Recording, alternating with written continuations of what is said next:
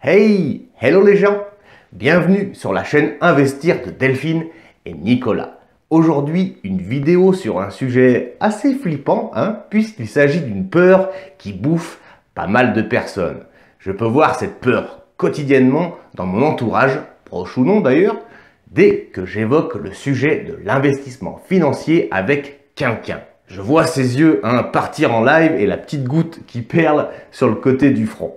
Alors, sache amigo que cette peur est toute naturelle, mais, et heureusement d'ailleurs, elle peut se combattre largement.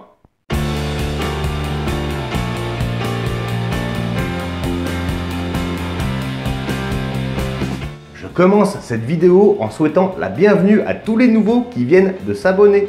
J'en rajoute une couche en rappelant que je ne suis pas un conseiller financier, loin de là même, mais juste un petit papa qui en a eu plein le cul d'aller bosser pour aller engraisser les autres.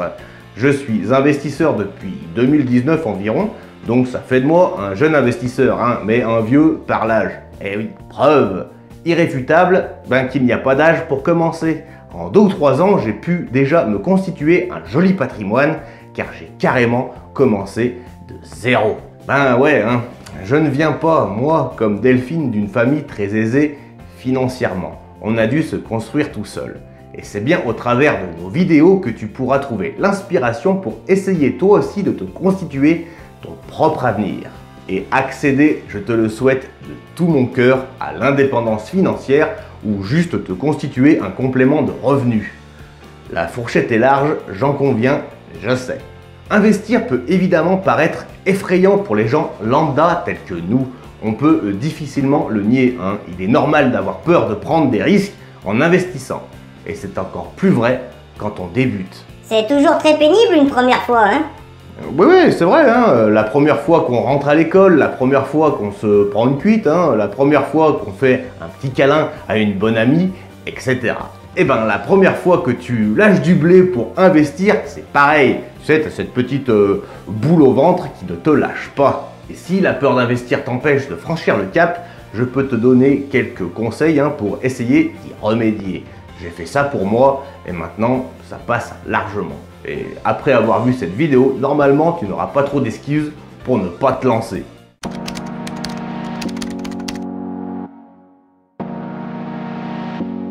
Pour commencer, le conseil numéro 1, que je te rabâche d'ailleurs presque à chaque vidéo, investis uniquement l'argent dont tu n'as pas besoin. Et même avant d'investir, constitue-toi ce qu'on appelle une épargne de précaution que tu laisseras sur ton livret A par exemple, ou en tout cas à la banque. Cette solution te permettra de te détendre. C'est toujours mieux d'avoir un peu de fraîche pour les coups durs. Normalement, essaye d'y injecter de quoi vivre correctement les 6 prochains mois. Plus si tu peux, mais 6 mois ça me paraît déjà pas mal. Et quand je parle de coups durs, je pense à la voiture, à la bagnole qui tombe en panne par exemple. Cette épargne doit te permettre de faire front aux aléas de la vie sans que tu aies à toucher à tes investissements. Donc, je te conseille le livret A, histoire de pouvoir toujours retirer ton argent facilement. Pour commencer cette épargne, si ce n'est pas déjà fait d'ailleurs, commence par mettre environ 10% de tes rentrées d'argent. Le mieux, c'est de se faire un versement qui est déjà préprogrammé, comme ça, un souci encore en moins.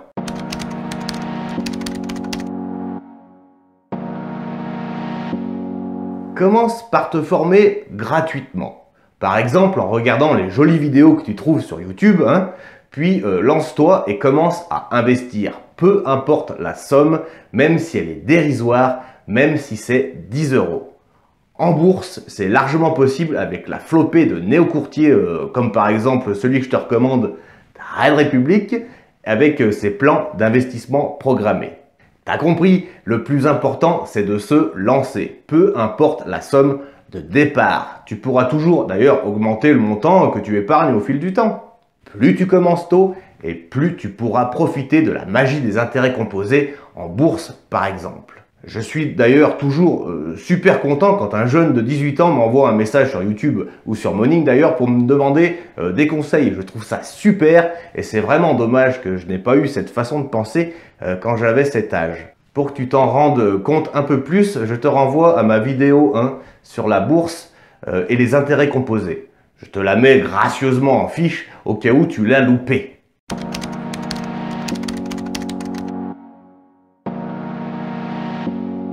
Eh oui, camarade, tu vas probablement passer par des phases toutes pourries.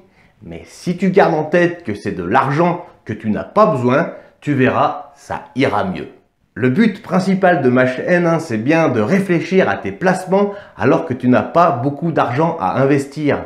Quand on est parent isolé, jeune, vieux ou tout simplement sans le sou. Je suis moi-même un petit papa et je n'ai pas le droit à l'erreur. Je ne peux pas me permettre de laisser ma famille dans la merde ou dans le besoin.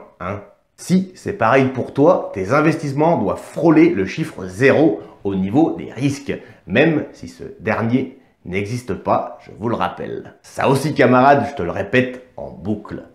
Bref, tout ça pour te dire que la gestion des émotions est primordiale chez tout investisseur. Il est normal d'avoir les boulins ou de se renfermer quand tout son patrimoine boursier commence à se casser la gueule parce que j'en sais rien, un crack, une pandémie ou j'en sais rien.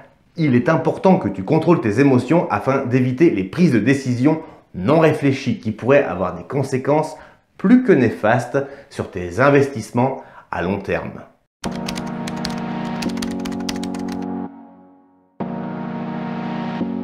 D'ailleurs, j'en profite pour rebondir, déjà avec le long terme, plus besoin de stresser pour demain matin. Que l'action se casse ou pas la gueule, c'est carrément le dernier de tes soucis. Il y a des sociétés qui ont 200 ans d'existence et qui ont survécu, je me répète encore, mais à plusieurs guerres mondiales, des pandémies et des cracks boursiers. Pourtant, ces boîtes sont toujours aussi florissantes. Alors, si tu me crois pas, fais tes propres recherches. Mais si je dois t'orienter un tout petit peu, va voir sur Morning une boîte comme Procter & Gamble, par exemple. Je te laisse la vidéo de la semaine dernière où j'en parle justement. Le long terme te permettra de te focaliser sur la durée. La bourse est sûrement un marathon plutôt qu'une course de vitesse. Encore une raison de se lancer le plus tôt possible, compadres.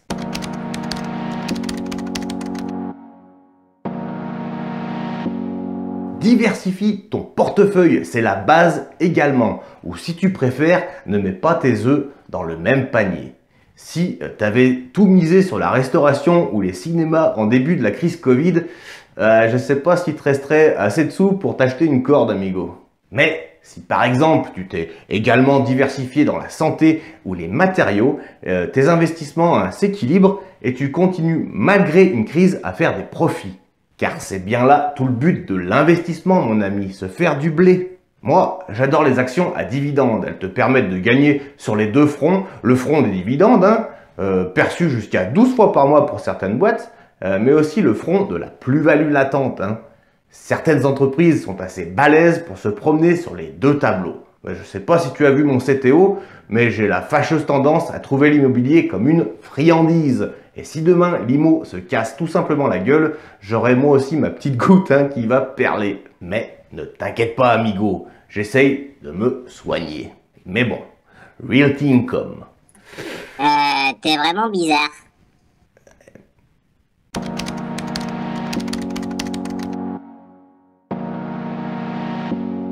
Et oui, c'est à prendre en considération, principalement quand tu débutes.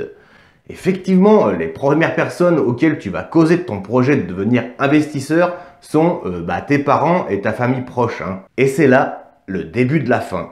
Mais t'es fou, mais c'est pas un job, c'est dangereux, tu vas tout perdre. Etc. Ça, on connaît, mais quand tu vas chercher à te faire une bonne côte de bœuf par exemple, tu vas demander conseil au boucher ou au cordonnier du coin. Évidemment, tu vas concentrer la recherche auprès de celui qui connaît un minimum de choses. Tu vas pas aller te faire couper les cheveux au maréchal Ferrand, par exemple. Alors, ça peut prêter à sourire, mais c'est pourtant ce qu'on fait quand on demande conseil sur l'investissement à des personnes qui n'y connaissent rien. C'est QFD. Pour te raconter une anecdote personnelle et pour prouver que je suis un peu comme tout le monde, mon propre papa m'a déconseillé d'acheter des maisons pour y mettre des locataires. Il m'a affirmé par A plus B au carré que c'était voué à l'échec, car quelqu'un de notre famille avait déjà essayé et s'était fait enfler. Alors oui, c'est fort probable, mais avait-il fait les démarches nécessaires pour être totalement safe? Même si, je le répète, le risque zéro n'existe pas. Mais si on part de ce principe, faut plus prendre la bagnole car un jour ou l'autre, il y a un danger de se faire rentrer dedans.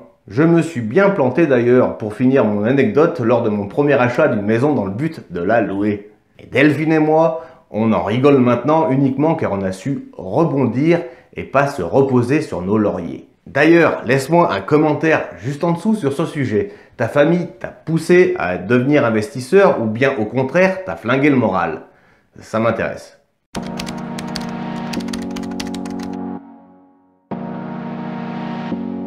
Eh oui, et il faut le savoir, hein, en France, on est particulièrement mauvais quand on cause de l'investissement boursier. Alors je n'ai pas les chiffres exacts en tête, mais dans des pays comme les USA, avoir un portefeuille en bourse est devenu une banalité. Je m'explique cela grâce ou à cause d'ailleurs de l'État français et sa politique de toujours plus assister les gens. On est clairement en France conditionné du début par l'État. Hein. Travaille, consomme et tais-toi en gros. Pour la majorité des Français, attendre sa retraite est la règle numéro 1 et on va tout faire pour avoir la plus grosse retraite possible.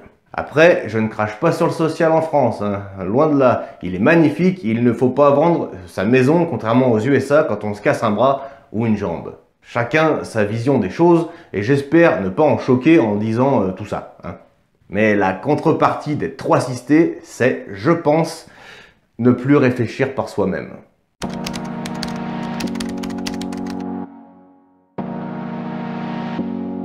Il faut absolument, effectivement, savoir où tu veux aller, pourquoi tu veux investir, quel est ton but.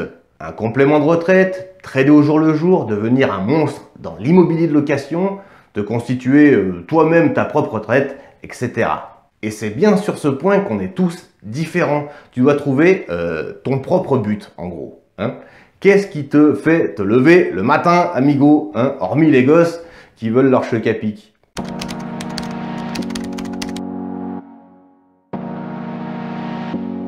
Je dirais en conclusion que le moment le plus opportun pour te lancer, c'est roulement de tambour. Maintenant, lance-toi, sors la tête de ton pull et commence right now.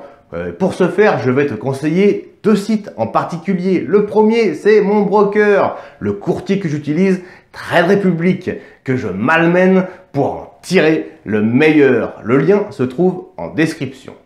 Inscris-toi en 8 minutes et commence à investir. Le second site, c'est Morning, la plateforme de visualisation de ton patrimoine boursier par excellence. Demander conseil à des investisseurs qui viennent du monde entier est quand même un sacré avantage, vous en conviendrez.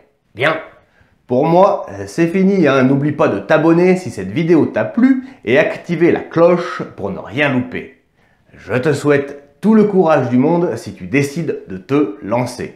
Bisous les amis et à la semaine prochaine. C'était Nicolas de la chaîne Investir. Ciao bambino!